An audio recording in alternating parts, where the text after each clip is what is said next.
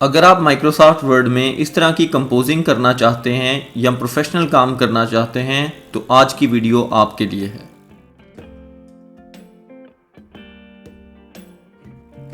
अस्सलाम वालेकुम, welcome in lecture number 3। आपने लेक्चर 1 और लेक्चर 2 यकीनन सुन लिया होगा। अगर उसमें आपको कोई प्रॉब्लम आ रही है तो आप नीचे कमेंट्स में लिखेंगे और मैं एक्सप्लेन कर दूंगा। आज के लेक्चर का आगाज एक इंटरेस्टिंग टूल से स्टार्ट करते हैं, स्पेलिंग एंड ग्रामर चेक। आप सबको पता है कि इंग्लिश हमारा कौमी मसला है, हमें ग्रामर और इंग्लिश के स्पेलिंग के हवाले से बहुत सारे प्रॉब्लम्स रहते हैं। तो वर्ड ने ये मसला हल किया है। जैसे फर्ज कर लें मैं यहाँ पे एक स्पेलिंग लिखता हूँ RECEIVE। अब देखें जो ही मैंने वो गलत स्पेलिंग लिखे तो माइक्रोसॉफ्ट वर्ड ने खुद ब खुद ठीक कर दिए। इसी तरह अगर मैं यहाँ पे कोई और स्पेलिंग लिखता हूँ डॉक्यूमेंट, जब भी आप माइक्रोसॉफ्ट वर्ड में टाइपिंग कर रहे होंगे और आपके वर्ड के नीचे एक रेड लाइन आ जाएगी जो कि प्रिंट में नजर नहीं आएगी, तो इसका मतलब ये है कि आपने इस डॉक्यूमेंट के स्पेलिंग गलत लिखे हैं। राइट क्लिक करेंगे इसको और वो आपको सही स्पेलिंग बता रहा होगा कि यहाँ आप डॉक्यूमेंट लिख सकते हैं या आप डॉक्यूमेंट्स लिख सकते हैं। जैसे मैं डॉक्यूमेंट लिखता हूँ तो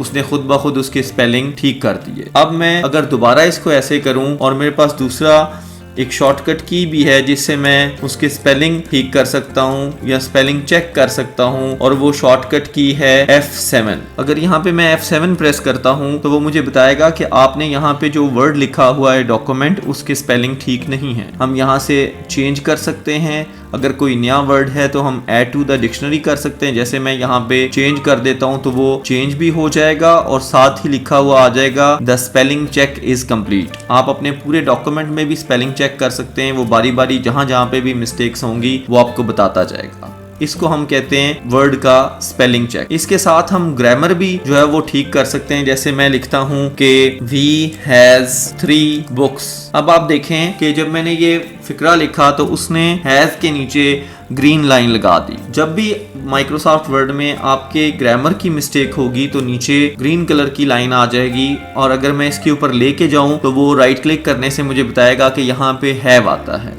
और इसी तरह हमारे पास शॉर्टकट की भी इसकी मौजूद है Shift+F7। अब आप देखें इसने ग्रामर की जो स्पेलिंग है वो भी मुझे कह रहा है कि आपने गलत लिखे हैं। मैंने उसको राइट क्लिक करके ठीक कर लिया। इसी तरह मैं इसको राइट क्लिक करके दुरुस्त कर सकता हूँ। ये हमारी पहली टिप थी जो आज के हवाले से है कि हमने कैसे स्पेलिंग और ग्रामर चेक करना है। हमें पता चल गया कि स्पेलिंग चेक हम F7 से करेंगे और ग्रामर चेक Shift+F7 से करेंगे। हमें ये भी पता चल गया अगर स्पेलिंग की मिस्टेक होगी माइक्रोसॉफ्ट वर्ड नीचे रेड कलर की लाइन लगाएगा और अगर ग्रामर की मिस्टेक होगी तो ग्रीन कलर की लाइन लगाएगा। हम बढ़ते हैं अपने अगले टॉपिक की तरफ, और वो होम के साथ जो अगला टैब है वो है इंसर्ट। इंसर्ट का मतलब ये है कि आपने कोई चीज अपने डॉक्यूमेंट में इंसर्ट करनी है। जैसे मैं यहाँ पे क्लिक करके कवर पेज पे क्लिक करता हूँ तो यहाँ पे पहले से बने हुए मुख्तलिफ कवर पेज हैं जो आप अपने डॉक्यूमेंट में इस्तेमाल कर सकते हैं। मसलन आपने एक बुक लिखनी है तो ये बिल्ट इन कवर पेज आ गया। यहाँ पे मैंने ईयर की जगह 2020 लिखा। यहाँ पे मैंने लिखा जी ऑनलाइन ट्रेनिंग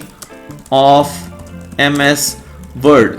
तो अगर मैं इसको जरा स्मॉल करके देखूं, इसका व्यू डाउन करके देखूं, कवर पेज बन गया है जिसको हम अपनी बुक के स्टार्ट में यूज कर सकते हैं। यहाँ पे बिल्ट इन बहुत सारे कवर पेज हैं। आप अपनी मर्जी से कोई भी कवर पेज सिलेक्ट कर सकते हैं और आप इन सब को जरूर ट्राई कीजिएगा। इसी तरह जो इंसर्ट में अगला टैब है वो है ब्लैंक पेज। अब आप देख सकते हैं कि हमारे पास 2 पेज हैं। अगर मैं चाहता हूं कि एक और पेज इंसर्ट हो जाए तो मैं यहाँ पे इंसर्ट ब्लैंक पेज करूंगा तो ये हमारे पास 3 पेज एंटर हो गए। और अगर इसी तरह मैं एक और ब्लैंक पेज करता हूं तो ये 4 पेज एंटर हो गए। हम जितने पेज चाहें उतने हम एंटर कर सकते हैं। नेक्स्ट हमारे पास टूल है पेज ब्रेक। पेज ब्रेक दरअसल जहां पे हम चाहें एक नया पेज इंसर्ट करते हैं और जहां पे कर्सर मौजूद होगा उससे आगे जितनी भी टेक्स्ट होगी वो अगले पेज पे ले जाएगा। हम यहाँ पे हैं सेकंड लाइन पे और हमने यहाँ पे इंसर्ट में जाके पेज ब्रेक जब कहा तो उसने हमें अगले पेज पे वो सारी डॉक्यूमेंट को या सारी टेक्स्ट को ले गया। अब हम दूसरी लाइन पे आते हैं। यहाँ पे ग्रामर चेक शिफ्ट और फिर दोबारा यहाँ पे इंसर्ट इंसर्ट पेज ब्रेक करते हैं तो वो हमें अगले पेज पे ले गया। अगर मैं इसको व्यू जरा कम करूं तो आपको नजर आएगा कि अब हमारे पास यहाँ पे 4 पेजेस हो गए हैं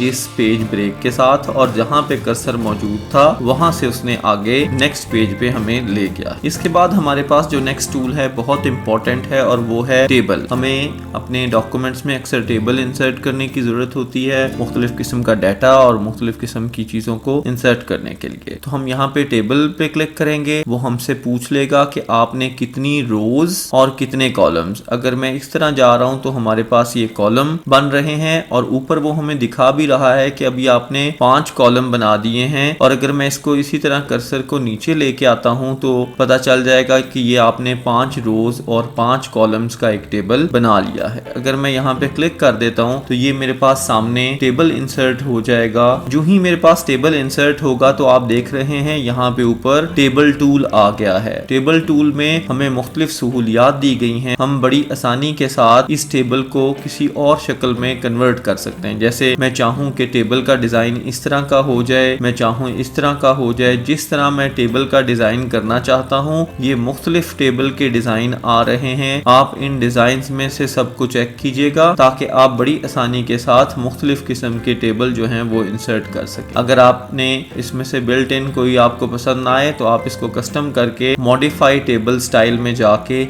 इसको मॉडिफाई भी कर सकते हैं। हम यहाँ पे इस ऊपर वाली रो को सिलेक्ट करके यहाँ से अगर हम इसमें शेडिंग देना चाहते हैं किसी किस्म की तो हम इसको शेड दे सकते हैं ताकि ये हमारी हेडिंग बने। इसी तरह हम जिस कॉलम को जिस सेल को सिलेक्ट करके करना चाहते हैं हम कर सकते हैं। अगर हम ये चाहते हैं कि ये पूरी जो रो है इसको मैं मर्ज कर दूं तो मैं इसको सिलेक्ट करूंगा, राइट क्लिक करूंगा और यहाँ पे मर्ज सेल की ऑप्शन है। जब मैं मर्ज करूंगा तो वो पूरा जो कॉलम्स थे वो सारे कॉलम्स 5 के 5 मर्ज हो गए। इसी तरह अगर मैं ये चाहता हूं कि मैं एक सेल को स्प्लिट कर लूं यानी 2 हिस्सों में डिवाइड कर लूं, तो मैं मसलन यहाँ पे हूं और मैं चाहता हूं कि इस सेल को मैं 2 हिस्सों में स्प्लिट करूं, तो मैं राइट क्लिक करके यहाँ पे स्प्लिट सेल करूंगा और वो मुझे कहता है कि जी आपने किस तरह स्प्लिट करना है। मैं कहता हूँ कि इसमें आप रो तो एक ही रहने दो लेकिन कॉलम जो है वो 2 बना दो। तो उसने एक सेल के अंदर ही हमारे पास 2 जो हैं वो कॉलम कर दिए हैं। इसी तरह मैं इसमें डाटा एंटर कर सकता हूं, जो मैं डाटा एंटर करना चाहता हूं।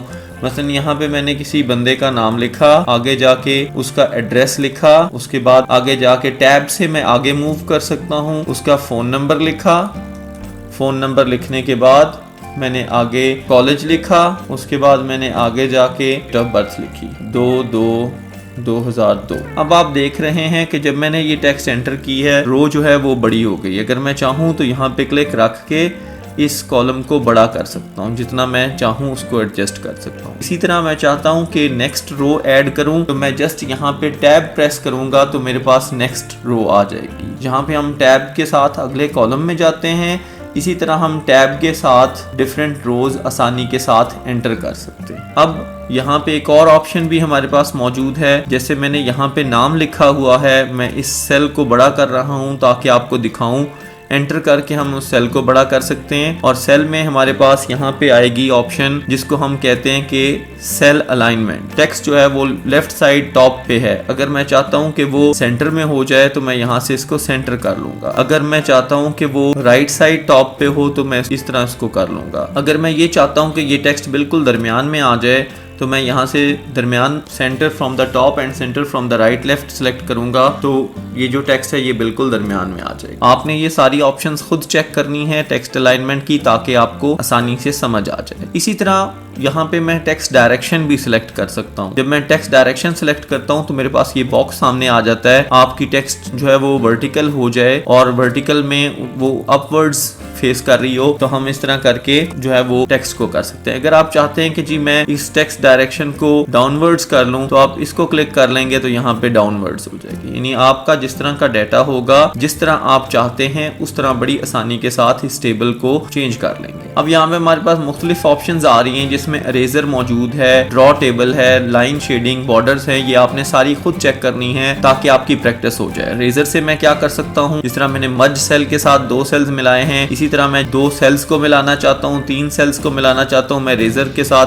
उतने हिस्से को सिलेक्ट करूंगा तो वो सेल्स के दरमियान में से जो बॉर्डर होगा वो खत्म हो जाएगा। अगर मैं इन तमाम रोज को मिलाना चाहता हूँ तो मैं इस तरह करके इरेजर से मिटा लूंगा। रोज और कॉलम्स को आपस में बड़ी आसानी के साथ मिला सकते हैं। उम्मीद है कि आपको टेबल टूल के हवाले से सारी चीजों की समझ आ गई होगी। हमारे पास है जी इंसर्ट पिक्चर। पिक्चर के हवाले से बहुत अहम चीजें हम आज पढ़ेंगे। हमने यहाँ पे पिक्चर पे क्लिक किया और हमने डाउनलोड्स में चले गए। देख लेते हैं अगर हमने कोई फोटोज वहाँ पे डाउनलोड की हुई हैं तो हम वहाँ से सिलेक्ट कर लेंगे। फर्ज कर लें मैंने यही फोटो एक सिलेक्ट कर ली अपनी। अब आप देख रहे हैं ये जो पिक्चर है ये मेरे पास यहाँ पे आ गई है। मैं चाहता हूँ कि इस पिक्चर को एज ए मोनो यूज करूँ, तो मैं इसको इस तरह स्मॉल करूंगा और स्मॉल करने के बाद मैं इसको कोशिश करूंगा कि मैं मूव कर लूँ। अगर आपकी ये पिक्चर मूव नहीं हो रही तो आप इसको राइट क्लिक करके टेक्स्ट रैपिंग में जाके इसको स्केयर कर लेंगे। उससे क्या होगा कि आप आसानी के साथ इसको जहां कहीं पे भी मूव करना चाहते हैं वहां पे आप उसको मूव कर लेंगे। अब यहाँ पे एक गौर से आप बात देख सकते हैं कि जो ही मैं इस पिक्चर को टेक्स्ट के पास लेके जाता हूँ तो वो जो टेक्स्ट है वो या आगे मूव हो जाती है या वो खराब हो जाती है। राइट क्लिक करके टेक्स्ट रैपिंग में जाके इसको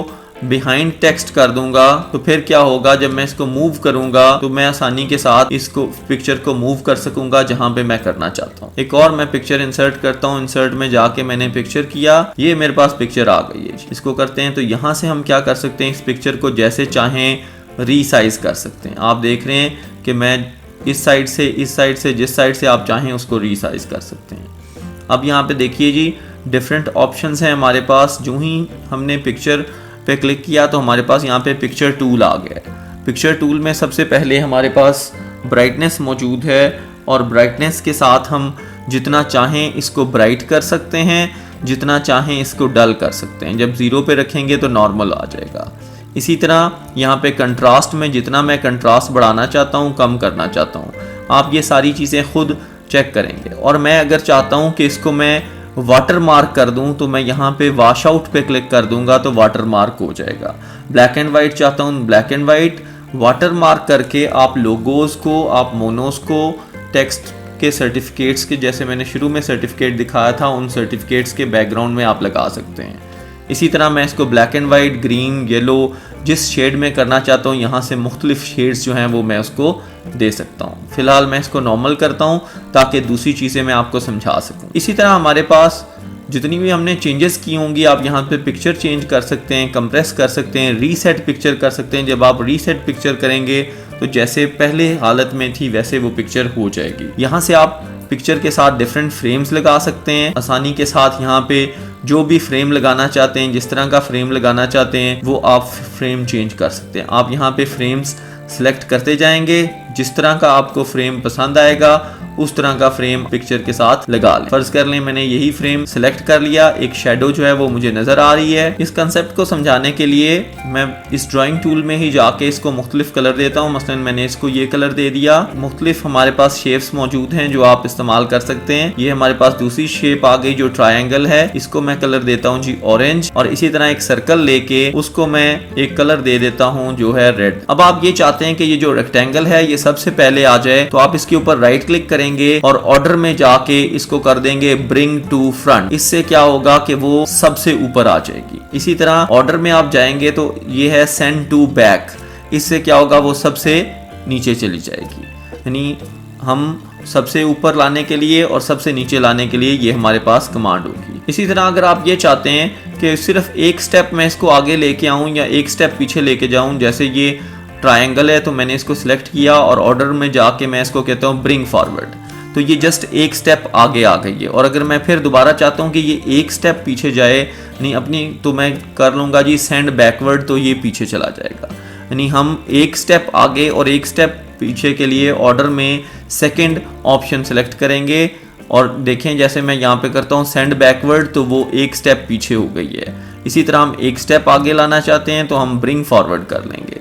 तो हमें ये पता चल गया कि ऑर्डर में हमारे पास जो ऑप्शंस आ रही हैं उसमें है ब्रिंग टू फ्रंट, वो सबसे आगे लेके आ जाता है। सेंड टू बैक, ये सबसे पीछे लेके चला जाता है। ब्रिंग फॉरवर्ड एक स्टेप आगे आप आते हैं। सेंड बैकवर्ड एक स्टेप आप पीछे जाते हैं। इसी तरह bring in front of text, जो आपने राइटिंग की होती है उससे आगे वो ऑब्जेक्ट आ जाएगा।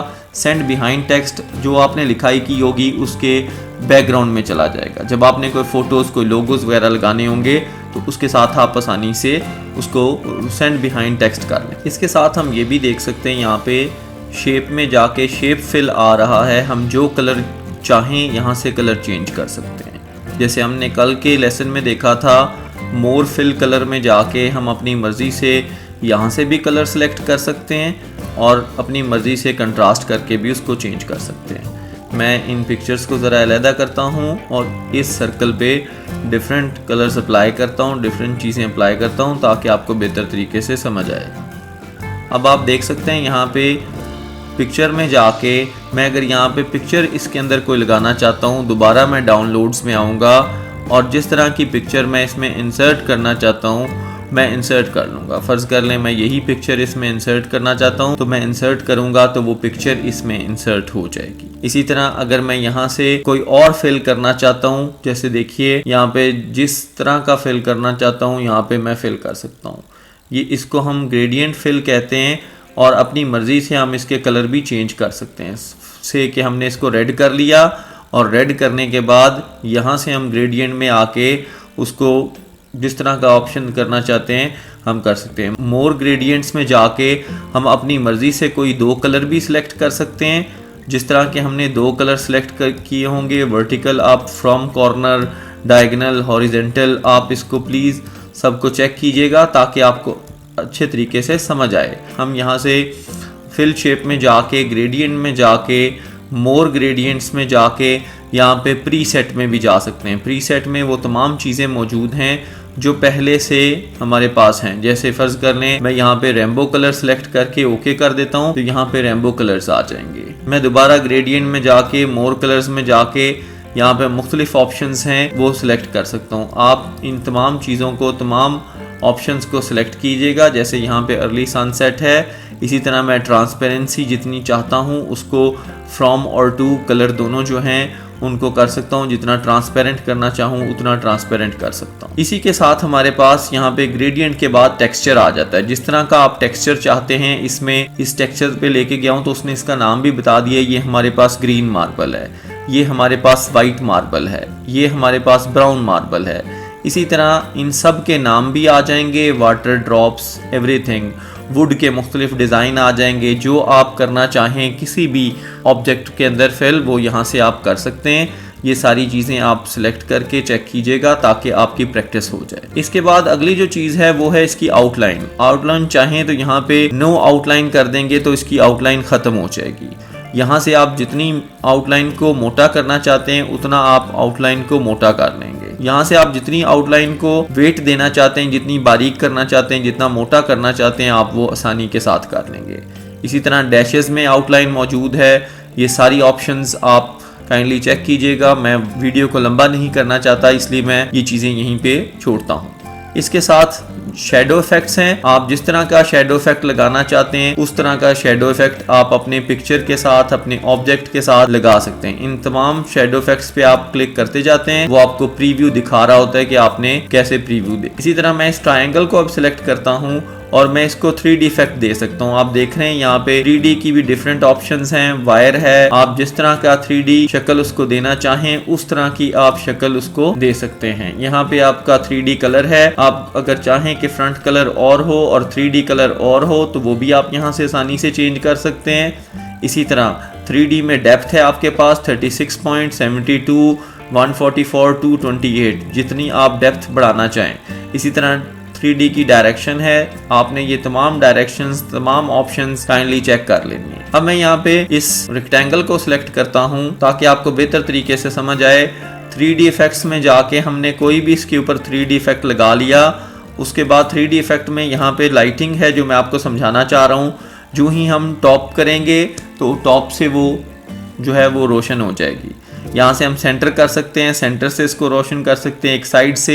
ये तमाम ऑप्शन आप चेक करेंगे। इसी तरह हम इसको ब्राइट, नॉर्मल और डिम कर सकते हैं। जब हम इसको डिम कर देंगे तो इसकी लाइट डिम हो जाएगी और जब हम लाइटिंग में जाके इसको ब्राइट कर देंगे तो ये रोशन हो जाएगी। इसी तरह हमारे पास जो नेक्स्ट ऑप्शन है उसको हम कहते हैं टिल्ट। टिल्ट हम इसको राइट भी कर सकते हैं, टिल्ट लेफ्ट भी कर सकते हैं। इसी तरह हम इस ऑब्जेक्ट को अपनी मर्जी से टिल्ट डाउन भी कर सकते हैं, टिल्ट अप भी कर सकते हैं। तो आप अपनी मर्जी से इसको टिल्ट राइट, टिल्ट लेफ्ट, जिस तरह भी आप करना चाहें इसको टिल्ट अप, टिल्ट डाउन कर सकते हैं। जो आप करना चाहें वो आसानी के साथ आप कर लेंगे। फ़र्ज़ कर लें कि मैंने एक क्लास 1 का पेपर बनाना है, तो मैं क्या करूँगा, Ctrl+N करके मैं एक नई फाइल बनाता हूँ। यहाँ से मैं गूगल क्रोम को खोल के उसके अंदर कोई भी एक ऑब्जेक्ट लिखता हूँ जो मैं अपने पेपर के अंदर इंसर्ट करना चाहता हूँ। मसलन मैं कहता हूँ जी मुझे एप्पल चाहिए, तो जो ही मैं एप्पल पे क्लिक करूँगा वो मुझे एप्पल के बारे में डिफरेंट चीज़ें दिखाएगा।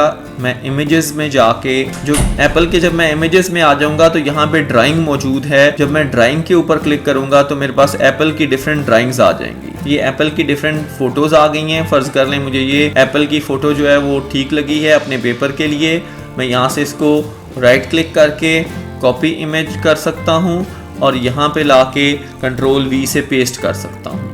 जब मैं यहाँ पे पेस्ट करूँगा तो वो पिक्चर मेरे पास इंसर्ट हो गई है।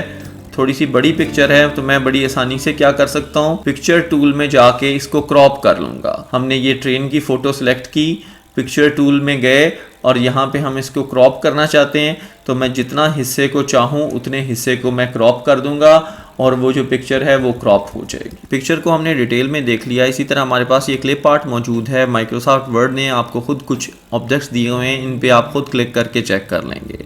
शेप्स के बारे में मैंने आपको बता दिया है थोड़ा सा। आप सर्कल, रेक्टेंगल या फ्लो चार्ट के बेसिक शेप्स, एरोज़, जिस तरह के भी आप यहाँ से सिलेक्ट करना चाहते हैं, स्टार्स एंड बैनर्स, ये सारी चीज़ें आप बारी बारी चेक करेंगे। बड़े आसान ये सारे काम हैं, इसलिए मैं ये आप पे छोड़ रहा हूँ। फ़र्ज़ कर लें हमने यहाँ से एक बैनर को सिलेक्ट किया, यहाँ पे मैंने उसको इंसर्ट कर लिया, तो यही ऑप्शंस मेरे पास सारी होंगी कि मैं इस बैनर को जिस तरह की शक्ल देना चाहता हूँ उस तरह की शक्ल दे लूँगा। इसी तरह ये कुछ येलो डॉट्स आ रहे हैं। येलो डॉट्स के साथ आप इसकी जो विड्थ है वो ज़्यादा भी कर सकते हैं और कम भी कर सकते हैं। इसी तरह यहाँ पे ये येलो डॉट है, इससे क्या होगा कि वो जो टाई है हम उसको छोटा बड़ा कर सकते हैं, इसको लंबाई में बड़ा छोटा कर सकते हैं। तो ये आप तमाम चीज़ों को चेक कीजिएगा ताकि आपकी बेहतर तरीके से प्रैक्टिस हो जाए। इसी तरह हम इंसर्ट में अगली चीज़ देखते हैं और वो है हमारे पास स्मार्ट आर्ट। स्मार्ट आर्ट का क्या मतलब है? स्मार्ट आर्ट से मुराद ये है कि हम बिज़नेस के हवाले से, अपनी प्रोफेशनल लाइफ के हवाले से जो चीज़ें इंसर्ट करना चाहते हैं। मसलन आपने कोई ट्री बनानी है, आपने कोई फ़्लो चार्ट बनाना है, आपने कोई ऑर्गेनाइजेशन चार्ट बनाना है, तो यहाँ से आप आसानी के साथ सेलेक्ट कर सकते हैं। इसमें मुख्तलिफ़ ऑप्शंस हैं, एरोज़ की डिफरेंट शेप्स हैं। इसी तरह यहाँ पे आपके पास ट्री की डिफरेंट शेप्स हैं। आप पाई चार्ट वगैरह बना सकते हैं। किसी पे भी आप क्लिक करके बड़ी आसानी के साथ इंसर्ट कर सकते हैं। जैसे मैं इसको सिलेक्ट करके इंसर्ट करता हूँ और अपने इस बैनर को ख़त्म कर लेता हूँ तो हमारे पास यहाँ पे बिल्ट इन आ जाएगा। यहाँ पे हम अपनी मर्ज़ी के साथ सबसे ऊपर लिख लेंगे जी CEO, नीचे हम लिख लेंगे जी जनरल मैनेजर, ठीक है जी। इसी तरह हम लिख लेंगे जी ऑपरेशनल मैनेजर, मार्केटिंग टीम, जो भी आप करना चाहें यहाँ पे आप आसानी के साथ ऑर्गेनाइजेशन चार्ट इंसर्ट कर सकते हैं। तो इंसर्ट में इस तरह के स्मार्ट आर्ट आपके पास सारे मौजूद हैं। मैं इसको लंबा नहीं करना चाहता वीडियो को, इसलिए मैं ये आप पे छोड़ रहा हूँ। आप बड़ी आसानी के साथ इनमें से कोई भी चीज़ चेक कर सकते हैं। मेरी आपसे रिक्वेस्ट ये है कि आप इन सब चीज़ों को ट्राई कीजिएगा ताकि आपकी प्रैक्टिस बेहतर हो सके। इसी तरह हमारे पास नेक्स्ट है चार्ट्स। आपने जो भी डाटा बनाया होगा उसमें हम ये चार्ट एंटर कर सकते हैं। इंशाल्लाह हम इसके बाद माइक्रोसॉफ्ट एक्सेल के लेक्चर शुरू करेंगे और उनमें डिटेल में जाके आपको चार्ट्स के बारे में बताया जाएगा। अगर हमारे पास यहाँ पे कोई भी टेबल मौजूद है तो हम line chart, pie chart, bar chart, area chart, surface, जो भी आप चार्ट सेलेक्ट करना चाहते हैं वो यहाँ से आप सेलेक्ट कर लेंगे। ओके करेंगे तो वो डाटा आपके पास जिस तरह का होगा उस तरह का वो हम उठा लेगा। मसलन हमने यहाँ से एक्सेल को वो खुद ब खुद ओपन करते हुए एक एक्सेल में टेबल मौजूद है और इसका ये यहाँ पे चार्ट हमारे पास आ रहा है। अब फ़र्ज़ कर लें मैं यहाँ पे इस एक्सेल में डाटा चेंज करता हूँ। जो पहली हमारे पास सीरीज़ है वो आ रही है 4.3। जो ही मैं इसको 2 करके एंटर करता हूँ खुद ब खुद वो चार्ट जो है वो चेंज हो गया है। यहाँ पे मैं 5 करता हूँ तो वो खुद ब खुद चार्ट चेंज हो गया है। यानी हम जो वैल्यूज़ यहाँ से चेंज करते जाएंगे वहाँ से ये चार्ट खुद ब खुद चेंज हो जाएगा। हम इसका डाटा वर्ड से भी उठा सकते हैं, हम इसका डाटा एक्सेल से भी उठा सकते हैं। हम आसानी के साथ इस चार्ट को मुख्तलिफ़ शेप्स दे सकते हैं, मुख्तलिफ़ कलर्स दे सकते हैं, यहाँ से मुख्तलिफ़ डिज़ाइन दे सकते हैं। डिज़ाइन के अंदर हमारे पास यहाँ पे मुख्तलिफ़ किस्म की चीज़ें मौजूद हैं। अगर यहाँ पे मैं चार्ट को चेंज करना चाहता हूँ, इसकी टाइप चेंज करना चाहता हूँ, मैं पाई चार्ट बनाना चाहता हूँ, तो मैं जस्ट इसके ऊपर क्लिक करूँगा, ये पाई चार्ट हो जाएगा। इसके पार्ट्स को अलग-अलग करके सारी चीज़ें मैं दोबारा देख सकता हूँ। इसके बाद हम देखते हैं जी हाइपरलिंक क्या होता है। कुछ टाइप किया www.youtube.com/मोहम्मद उमर अब्दुल्ला। अब जो ही मैंने ये टाइप करके स्पेस दी या एंटर किया तो वो खुद ब खुद राइटिंग सारी ब्लू हो गई है, उसके नीचे लाइन आ गई है। इसका मतलब ये है कि ये हाइपरलिंक हो गया है, ऑटोमेटिकली वर्ड ने हाइपरलिंक कर दिया है। कंट्रोल प्रेस करके मैं जो ही इसके ऊपर क्लिक करूंगा, मैंने कंट्रोल प्रेस किया है तो वो जो हमारा कर्सर था वो हैंड की शक्ल में हो गया। मैंने इसके ऊपर क्लिक किया और हमारे पास खुद ब खुद ब्राउज़र ओपन हो जाएगा, जहाँ पे हमारी मुख्तलिफ जो है वो वीडियोस मौजूद हैं। हम हाइपरलिंक खुद भी कर सकते हैं। जैसे हमने एक फ़ाइल हमारे पास थी नमाज की, हम चाहते हैं कि हम उसको हाइपरलिंक कर लें इस वर्ड के साथ, तो मैं इसको सिलेक्ट करके यहाँ पे हाइपरलिंक पे क्लिक करूँगा और वो मुझसे पूछेगा जी कौन सी आपने फ़ाइल लिंक करनी है। मैं कहता हूँ जी ये नमाज की फ़ाइल मैंने लिंक करनी है। मैंने वो नमाज की फ़ाइल लिंक कर दी। कंट्रोल प्रेस करके जब मैं उसके ऊपर क्लिक करूँगा तो मुझे कहेगा कि आप इजाज़त देते हैं वो फ़ाइल ओपन करने के लिए, तो वो नमाज की फ़ाइल खुद ब खुद ओपन हो गई है।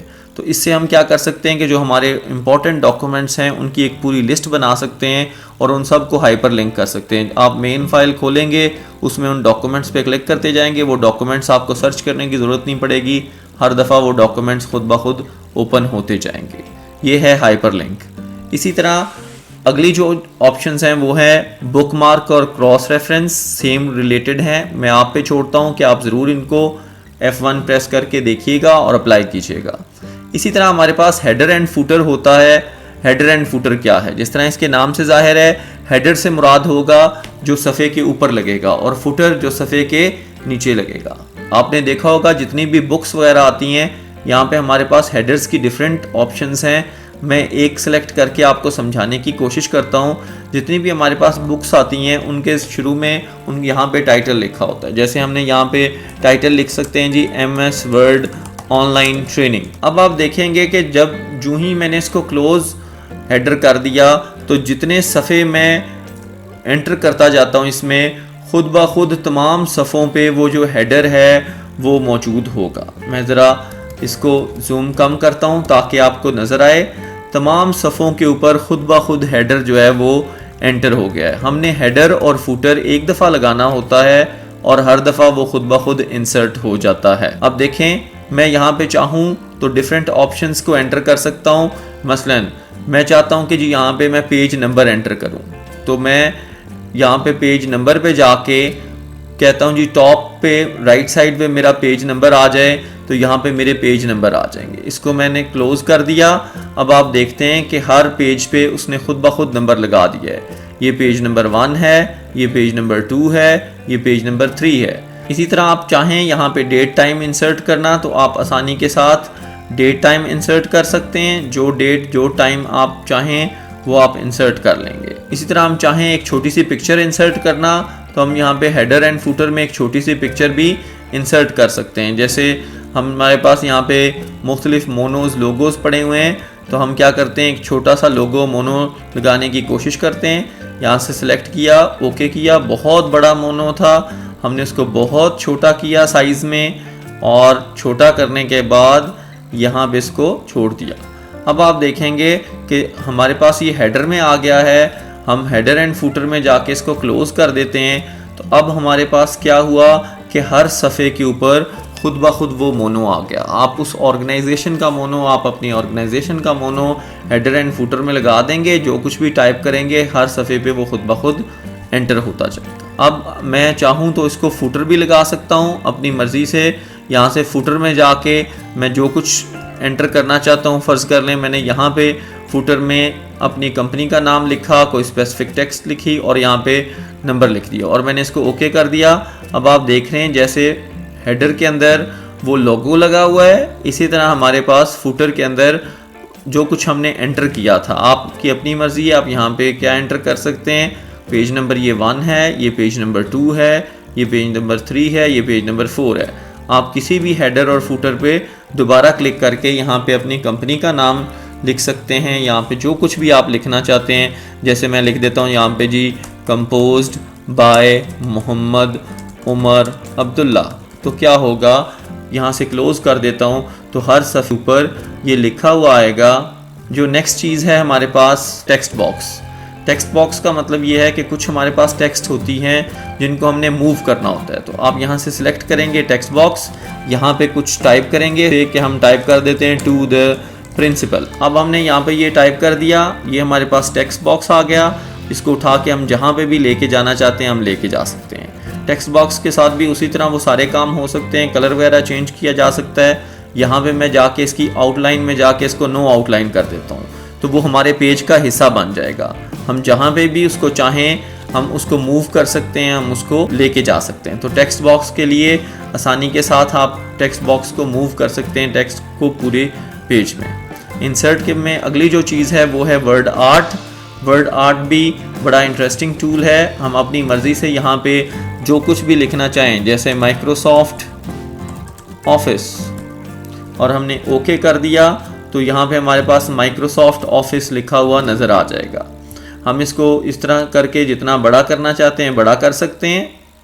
यहाँ पे हमारे पास डिफरेंट ऑप्शंस आ गई हैं, जिस स्टाइल में मैं उसको करना चाहूँ उस स्टाइल में कर सकता हूँ। आप देख रहे हैं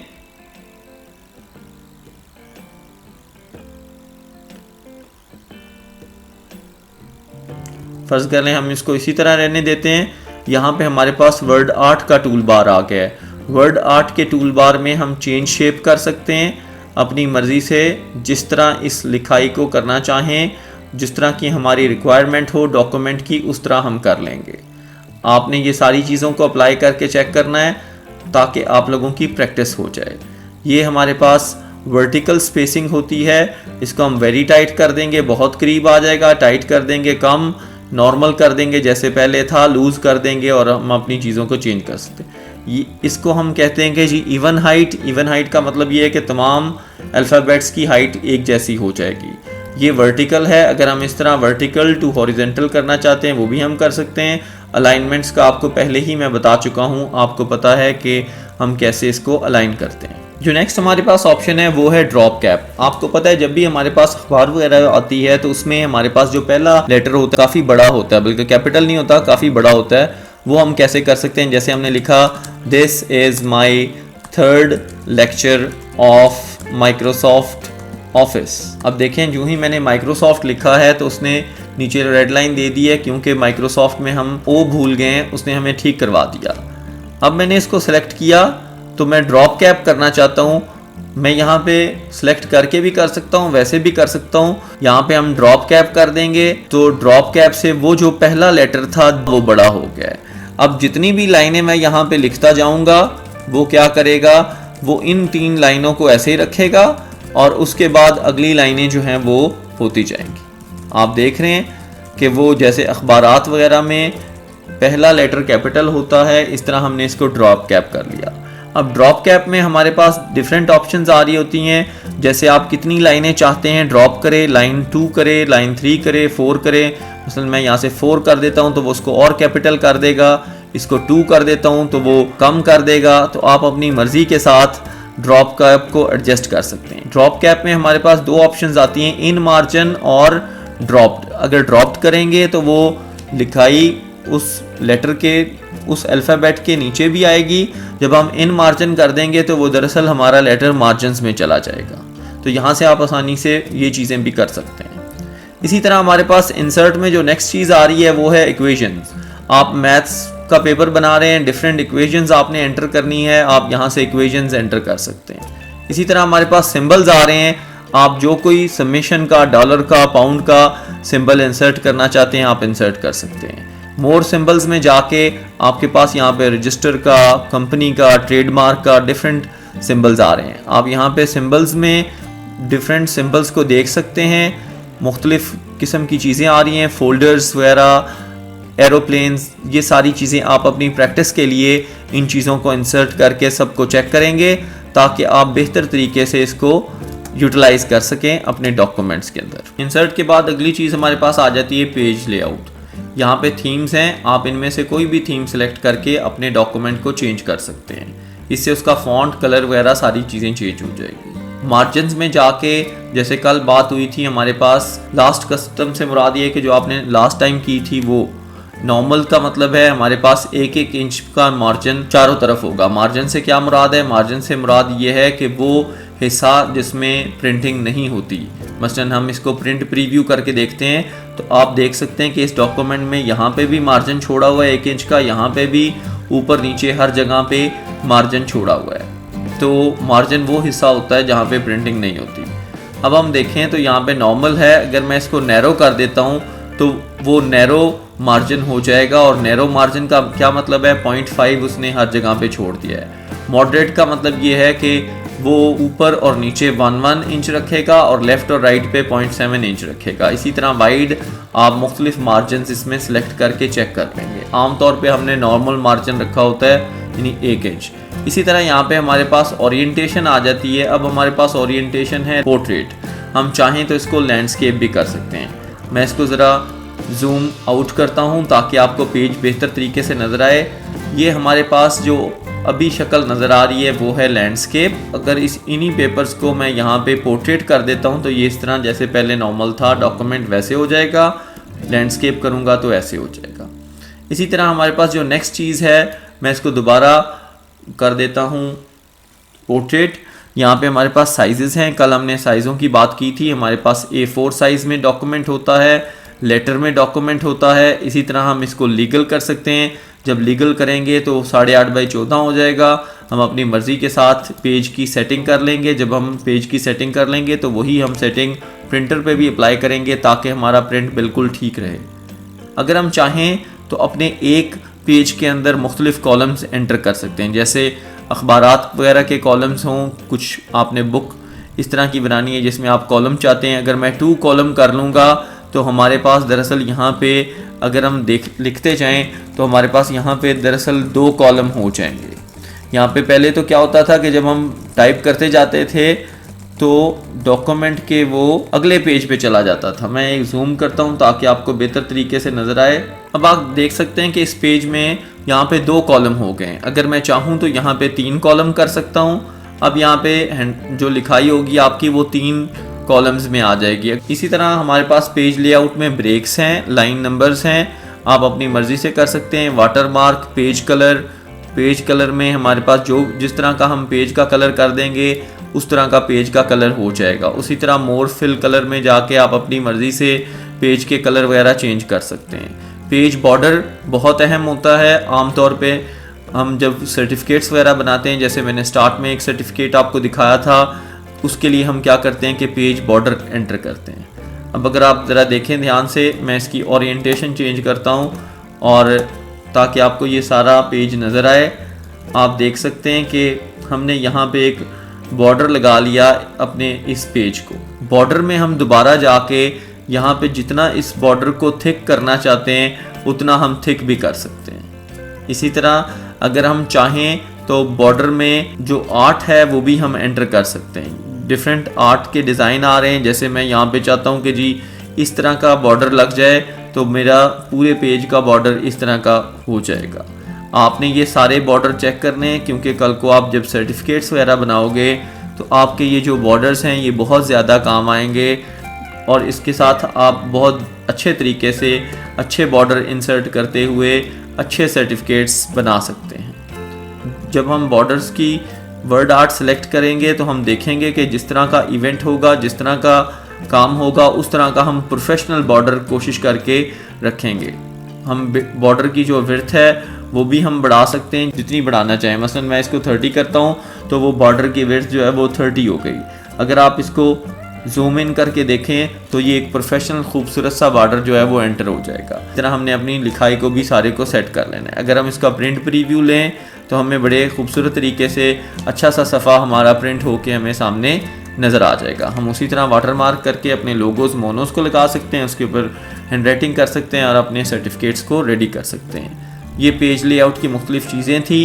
इंडेंटेशन हमने लेक्चर 1 में पढ़ लिया था, स्पेसिंग हमने पढ़ लिया था कि लाइन स्पेसिंग वगैरह क्या होती है।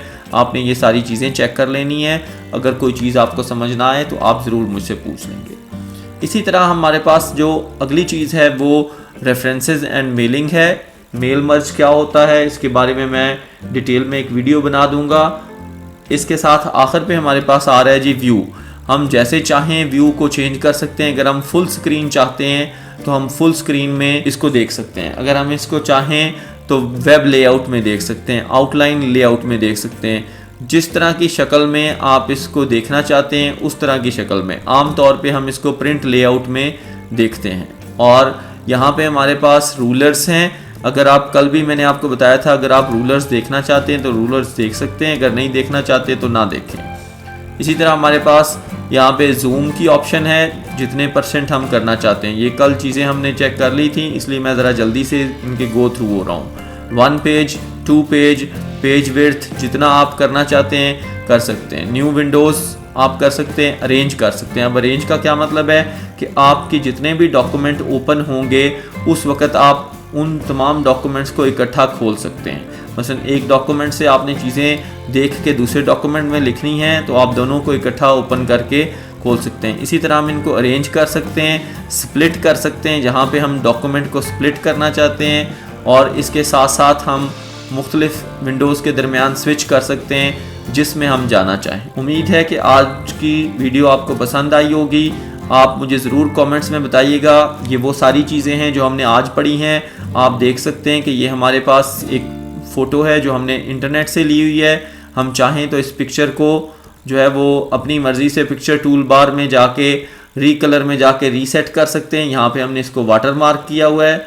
इसी तरह ये हमारे पास मोनो है। हमने मोनो को जो है वो सिलेक्ट करके जितना बड़ा करना चाहें बड़ा कर सकते हैं। ब्रिटिश काउंसिल का मोनो हमारे पास मौजूद है, वो भी हमने इंटरनेट से लिया हुआ है। ये सारी चीज़ें आप खुद करेंगे और बड़ी आसानी के साथ इंशाल्लाह मुकम्मल कर लेंगे। जो भी आपको प्रॉब्लम्स हों आप कमेंट्स में लिखेंगे। उम्मीद है कि आपने इस माइक्रोसॉफ्ट वर्ड के कोर्स में बहुत कुछ सीखा होगा। नीचे कमेंट्स में मुझे ज़रूर बताइएगा ताकि मैं आगे माइक्रोसॉफ्ट एक्सेल को स्टार्ट कर सकूँ। आप सबका बहुत बहुत शुक्रिया, थैंक यू वेरी मच। मेरे चैनल को भी ज़रूर सब्सक्राइब कीजिएगा। अल्लाह हाफ़िज़।